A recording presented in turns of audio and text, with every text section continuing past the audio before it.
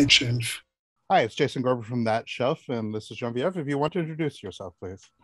Yeah. Hi, my name is Geneviève. I started studying animation in 2012. After that, I went at Squeeze Studio, and now I'm lead for a little bit more than a year, and I've worked on the What If series by Marvel. Well, félicitations. Congratulations. This is a very big. you. This is a very, very big deal. Now, I watched your episodes, and actually I watched more than your episodes. It's fascinating for me, a project like this, because you're going to be given assets, you're going to be given very specific looks, you're going to be given very specific direction. If you could explain as simply as you can, how do you come in? How do you find yourself putting yourself into a project like this, where you're playing a part in a much larger story? Well, when we have a project like that, where there's already characters that are created, the first thing we have to do is do a lot of research. So we've all watched a lot of Marvel movies. I wasn't that big of a fan before, but now I really are.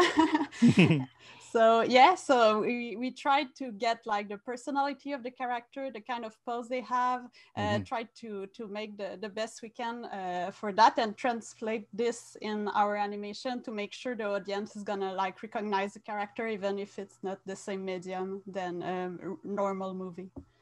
Now, again, if this was, let's say, a regular television show, you would be working with the director and editor on an episode, but there would be a showrunner that would actually go on, sit in front of the Avid or Premiere or whatever, and actually make tweaks to the editing. There's somebody sort of in charge. Does that happen with animation, that you guys like can have a whole show and there's a supervising animator that goes and tweaks stuff? Or is it basically you got to get the stuff done right away, so what you deliver is what you deliver? No, there's a lot of back and forth just to make sure everything is on point.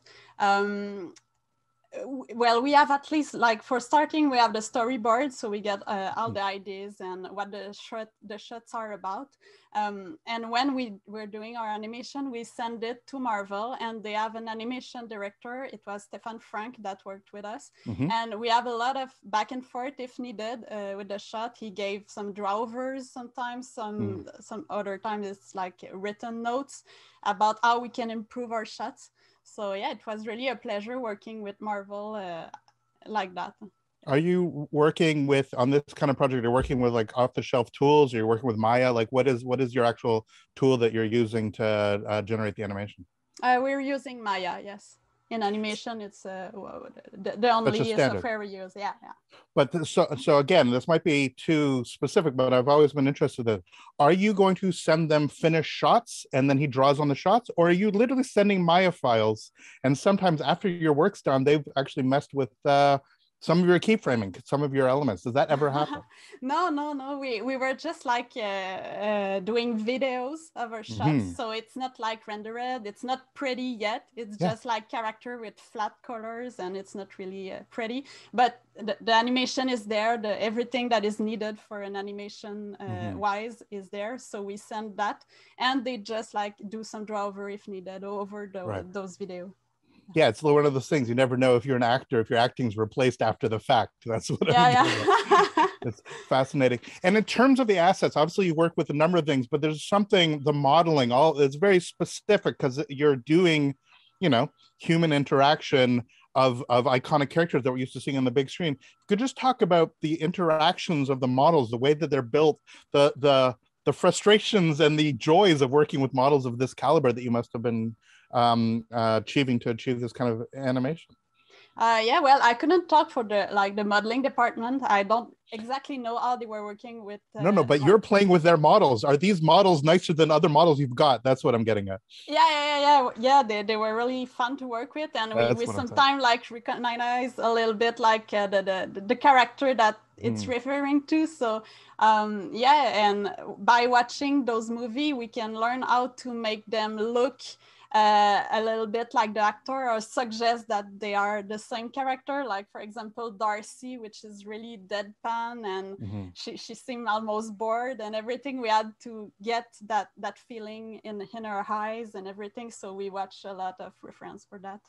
I mean, as an animator, you're of course an actor yourself. You're acting the character and you're putting yourself into these characters. Were there tiny little moments that you managed to sneak in that you know are very much you as opposed to the character? Or is it really you're always focused on just replicating the performer that we're used to onto the different medium of animation? Well, the goal is always to like try to not look like ourselves when we're doing those references. But there's a shot I can remember where there's like a split screen with Jane and Thor, and they're kind of having a conversation, a little bit romantic and everything. Mm-hmm. And I took the Jane part and I gave the Thor part to one of my friends, which is working at Squeeze also. And we each other like did the reference, and it was super funny to see after, because we tried to take the two video of us talking to the other, and it was fun. But yeah, sometimes it kind of show that it's you, but it shouldn't, so it's always a gray line. Look, we all know Natalie Portman has had many clones before. She had Keira Knightley play her side by side on Phantom Menace. So why not? You could be another Keira, you could be another Natalie Portman. I think that absolutely scales. You will be a movie star. It's all good. If you could talk about the way that the voices, the mouth movement, was that done procedurally rather than traditional keyframe? No, it was keyframe. So we kind of go over the text and try to make the phonemes look the right way. It was a challenge sometimes, but it was fun. Yeah, I mean, it's just one of those things that I'm just trying to get what the state of the art is for this stuff, because obviously that would be much more time consuming than a lot of stuff. What was done in terms of motion capture, in terms of procedural stuff that quote unquote is supposed to speed things up, but inevitably sometimes makes things take even longer? Yeah. Well, we didn't add any motion capture. As far as I know, at least at Squeeze, we didn't do anything like relative to the motion capture at all. It was all hand animated.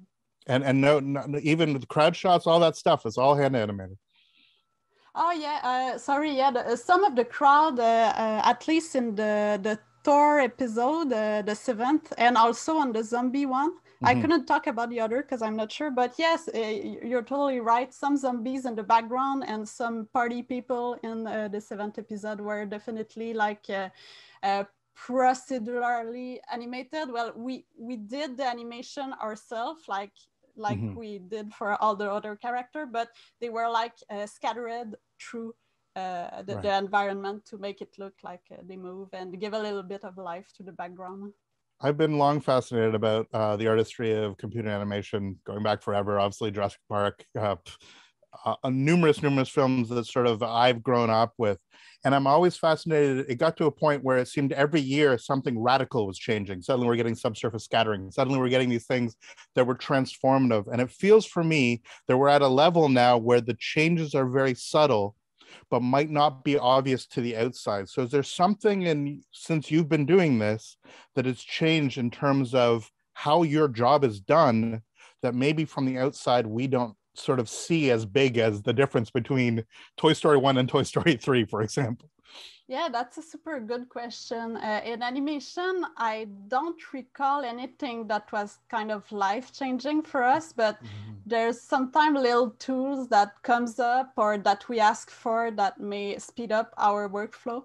But you're right. I feel that like there's nothing that has really changed. Yeah. But in terms of the look of trying to do a mix between 2D and 3D, I'm wondering, first of all, do you have experience doing straight up cell animation? And if not, are you finding a challenge sometimes of making 3D look 2D or 2D look 3D and that sort of dynamic? I never did like and drawn with like flipping the frame and everything, but I did some of that kind of work, but on the computer, like where you really draw every frame. It's not that different, but at the same time, it is like you don't have to. You can just like concentrate yourself on the main pose when in 3D, and you kind of let the computer do the in between, but you have to like add some things in it so it doesn't look like super automatic. So yeah, that's a little bit less consuming than hand-drawn animation, but the time we save, we can put it somewhere else to get more life to certain things. So that's also a plus. If you had a dream, what tool does not exist that you would love to see? Oh my God, that's so much great questions. Oh my God.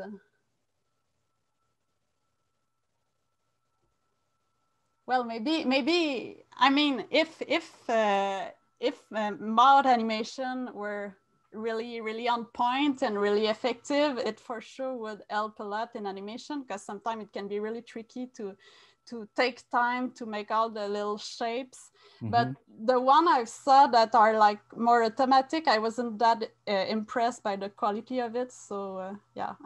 so change it. So the animation is sort of stabilized, but it's still the modeling and the rendering side. It's like the other before you and after you is kind of where you see big changes being made. But on some point in time, you're bringing characters to life. So your skill set is kind of, it is what it is, and it's just improving as you see more things. Yeah, the tools are changing, but they're not like the art stays exactly the same. Yeah.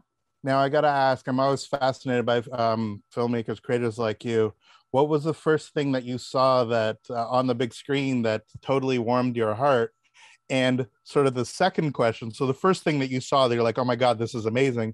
What is the first thing you saw and thought, I can do this? I'm going to go do this. So first one's worse. What's the one you fell in love with? And what's the one that made you think that you could do this for a living? Oh man, the first one.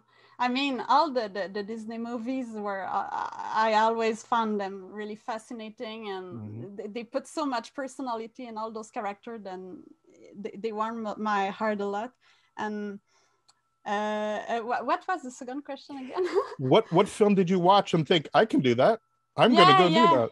I'd say all the like the Harry Potter film or things like that, when there's creature or this is what I really like told myself, man, I could be like doing VFX and things like that. But at the end, that's not exactly what I'm doing. I'm doing more cartoon stuff, but I still really like that as well. Is there a particular hero, somebody, I mean, everybody says Miyazaki, but is there somebody who you just look at it and think, this is amazing and I will one day want to be at this level? Oh, nice question.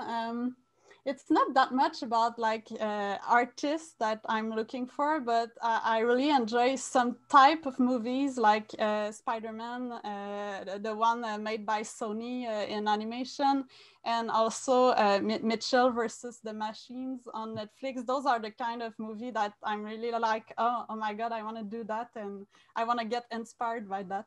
I just actually this morning watched Into the Spider-Verse just before our interview, so that's very good timing. It's beautiful animation. Yeah, absolutely. And owes a lot to the Warner tradition and a lot to the Disney tradition, so that all goes without saying. Yeah. And then finally, here you are. You're part of the Marvel universe. You're part of the Disney universe. You're part of a tradition of animation that goes back to the 1930s. Is that something that on a personal level means something to you, that here you are part of this incredible legacy of bringing still images to life?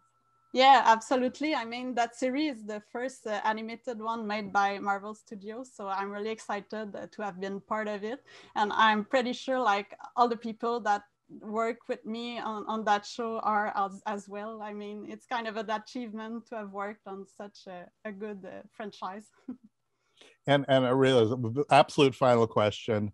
You're Canadian, Quebecois. There's incredible legacy in Canada of doing animation, going back again from experimental films to going back to the early forms of cinema. Was the Canadian environment conducive for you to sort of go into this essentially connection with Hollywood? Were the building blocks in place for you as a Quebecois to get into this industry in a very relatively straightforward way, that you could see how you could join this sort of tradition? Yeah, well, I'm based in Quebec City, and in Quebec as well as in Montreal, there are a lot of studios where we can enter and start as a junior animator or things like that. So that was like the perfect opportunity for me to make my first steps in animation. So yeah, I don't think I would have been able to do that like anywhere else in the world. There are like places where it's fun to start there. So let's take a moment to thank Quebec tax credits, shall we? Yeah, yeah, absolutely.